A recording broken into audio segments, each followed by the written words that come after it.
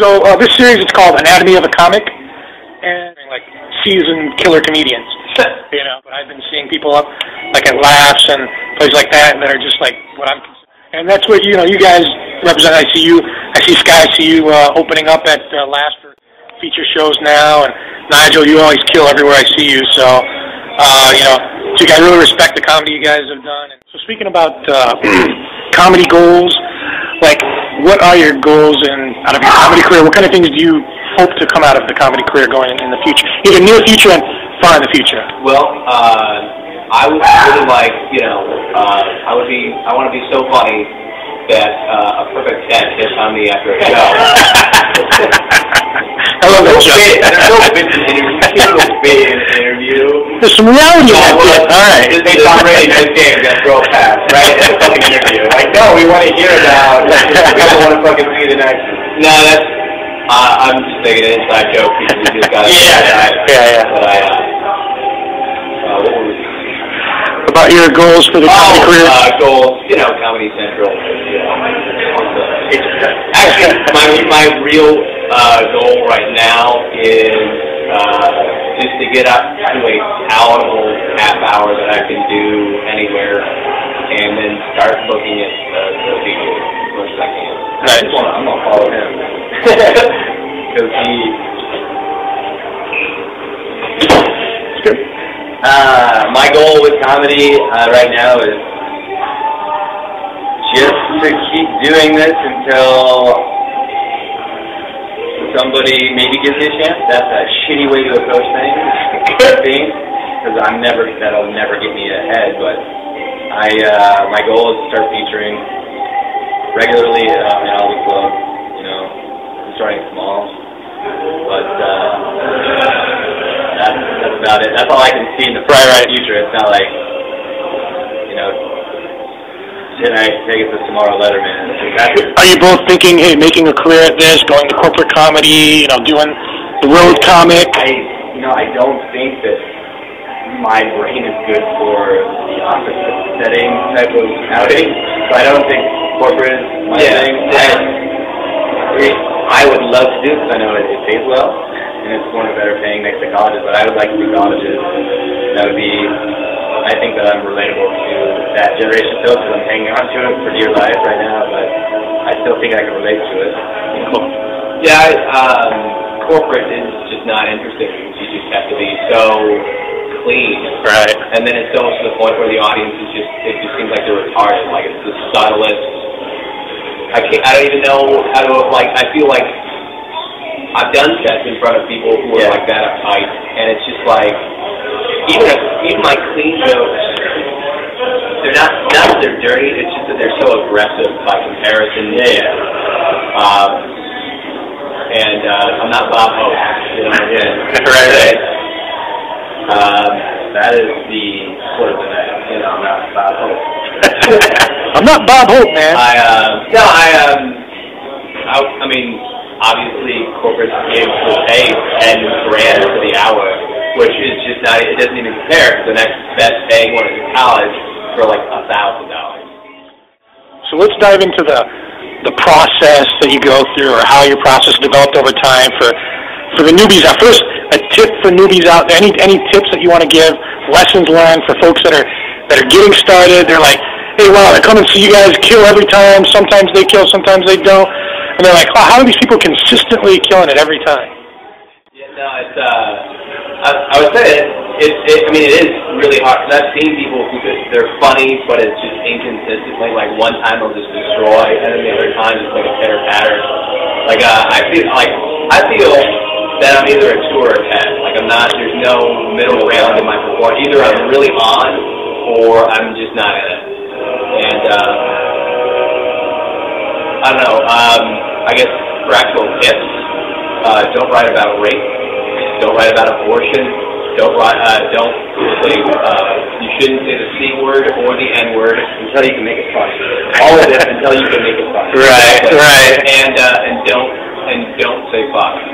Like, unless you absolutely have to. Like, there should be no fucks in your.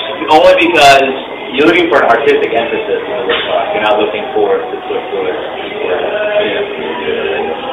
the don't even know what that word means. Extra, I don't know. Right. Yeah, no, it's, and only because as the MC, like, it's hard to get any kind of MC work or opener work when you're dirty, because it's the wrong way to open a show in the MC spot. If the feature's too dirty, then the headliner has to be dirty. It's hard to follow dirty clean, no matter how funny you are. And it's just most of the time it's such an abrasive, like there's no nuance to it. Like, and a lot will be like, oh, Bill Hicks, I love Bill Hicks, and then that always makes me like worried. Like even when I like Bill Hicks, like now I look back at that and be like, oh, that's always like a big red flag. Like anytime I see it, because Bill Hicks had so many deep things to say that went past just bringing up break. But when he says comics, the level of the joke. Yeah, but when a new comic brings a break, it's just, I'm just trying to shock you into laughing. And there's just so many comics that are, it's just so unreasonably dirty. Just to hit the bottom, like literally the biggest race to the bottom, to hit material that's so awful, your brain has to like use natural defense mechanism of laughter to keep it from stressing you out. Right. I'm getting kids right now. Yeah, there you go. So take your whatever, one of your favorites, if you have an all-time favorite joke of yours, or one of your favorites, and kind of break it down, like, hey, how did this start the inspiration for you? Kind of walk through the process and how it might have developed over time, right?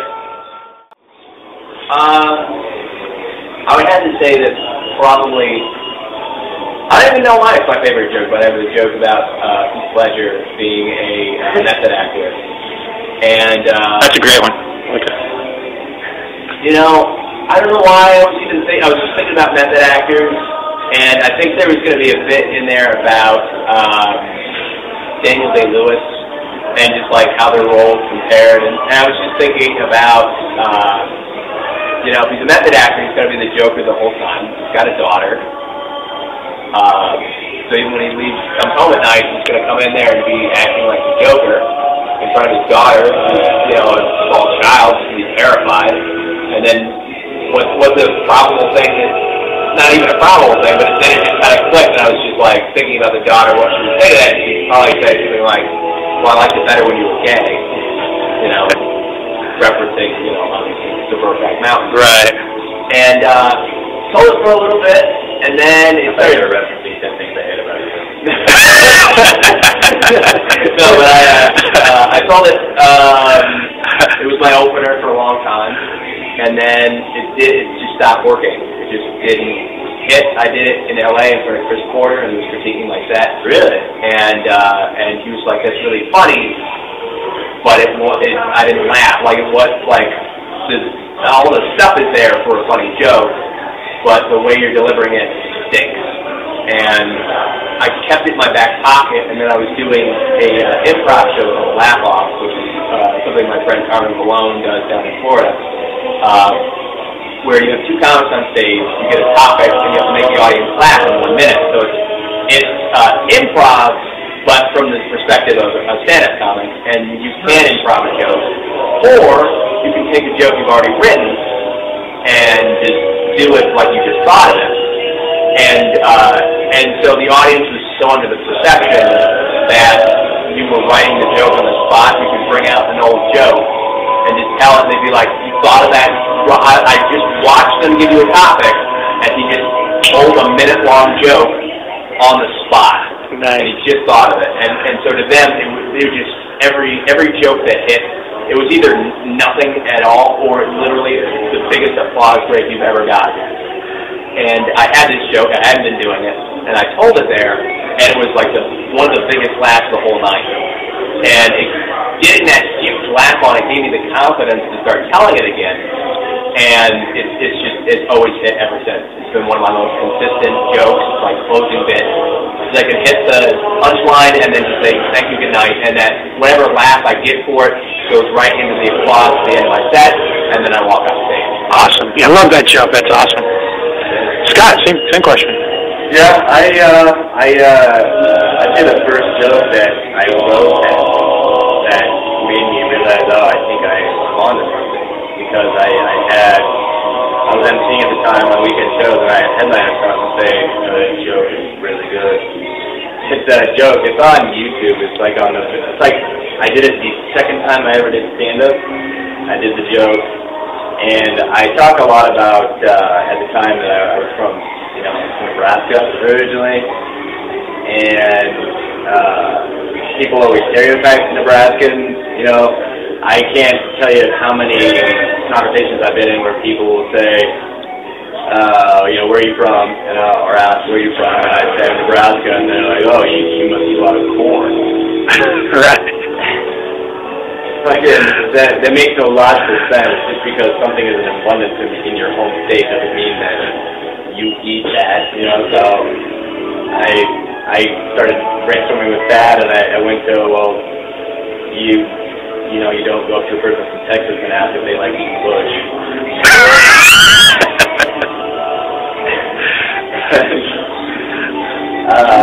I say that, and that was my favorite. It's a bush joke. It eventually goes into a bush joke because I guess bush jokes were popular at the time, and one of my favorite comedians, Michael Bigley, was doing a lot of bush jokes, and so I was like, let's try a bush joke. And so I went on from that, saying that the crowd evidently got that I was talking about George Bush. Like, you guys get that joke, right? And the crowd's like, yeah, you guys get that joke, but President Bush wouldn't get that joke. That's kind of where the joke goes. I hate explaining the joke. I wish I could explain the joke. Are you following me? Yeah. And then I go into impression of George Bush, and I worked so hard on it, and it really worked, and people would you really look like him. He really does it. I fucking hate impressions. I have to say that. I fucking hate it, but it was my first attempt, and so I was just starting out. I didn't realize that impressions were a hack, and so I did an impression that Bush doesn't know what to. Bush wouldn't get that joke. He wouldn't get the joke that Texas is known for bushes. Now you'd be like, wait a second, Texas isn't known for its deciduous shrubbery. It's kind of right. I'm like, that's a horrible impression. He doesn't know what deciduous means. And then, I don't know, all that's coming to me. I'd like to ask him a question like, use deciduous in a sentence. The people have been very deciduous. That was how to decide, I guess. That's what it meant to George Bush, how to decide. It's really weird and convoluted, but that was my first joke, and it worked. It gelled together to go to my YouTube page. Like, me trying to explain the joke is a lot harder than doing the joke. Yeah, no, yeah.